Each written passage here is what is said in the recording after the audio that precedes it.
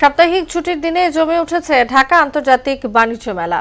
রাজনৈতিক ও অর্থনৈতিক সংকট থেকে উত্তরণের চেষ্টার মধ্যেই শুরু হয়েছিল ঢাকা আন্তর্জাতিক বাণিজ্য মেলার 29তম আসর। তবে প্রথম দিকে তেমন একটা সাড়া পাওয়া না গেলেও মেলার চতুর্থ শুক্রবার সকাল থেকেই ক্রেতা দর্শনার্থীদের পদচারণায় মুখর হয়ে ওঠে মেলা প্রাঙ্গণ। মনিরুল ইসলামের প্রতিবেদন। ছুটির দিনে ক্রেতা দর্শনার্থীদের ভিড়ে বেচাকেনায় জমজমাট ঢাকা আন্তর্জাতিক বাণিজ্য মেলা।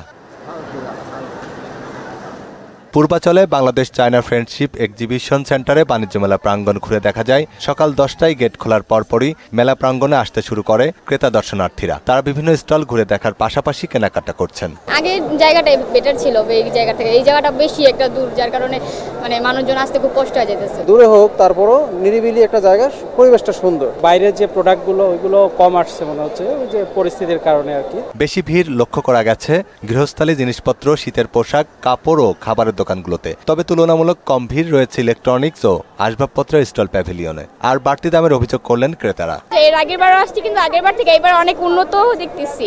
ক্রাউডটা অনেক বেশি, কিন্তু এমনি সর্বোপরি নিরাপত্তা সবকিছু মিলিয়ে বেস্ট। বাবা মায়ের সঙ্গে মেলায় এসেছে শিশুরাও। ঘুরে ঘুরে পছন্দের জিনিস কিনবে বলে জানায় তারা।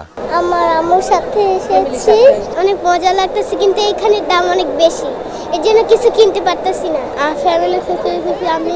ব্যবসায়ীরা বলছেন দিন দিন মেলায় ভিড় বাড়ছে, বেচা বিক্রিও ভালো হচ্ছে। শুরুতে আমরা প্রথমে কাস্টমার কম পেয়েছিলাম, এখন আলহামদুলিল্লাহ কাস্টমার আসছে, দেখতেছে অনেক ক্রেতা আসছে, কিন্তু আমাদের সেলটা একটু কম, হয়তো অর্থনৈতিক মন্দার কারণে এটা হইতে পারে। পর্যাপ্ত পরিমাণ ভিড় আজকে, যেহেতু ফ্রাইডে, তো অনেক কাস্টমার আসছে আজকে। এবছর দর্শক আছে, ক্রেতা কম। মেলায় আসা দর্শনার্থীরা নিজেদের দৈনন্দিন জীবনের প্রয়োজনীয় গৃহস্থালী, আসবাবপত্র, প্রসাধনী, শীতের কাপড়, শাড়ি, খাবার, হস্তশিল্প, জুয়েলারি সামগ্রী সহ প্রায় সব স্টলই ছিল লোকে লোকারণ্য। মনিরুল ইসলাম, মোহনা সংবাদ, ঢাকা।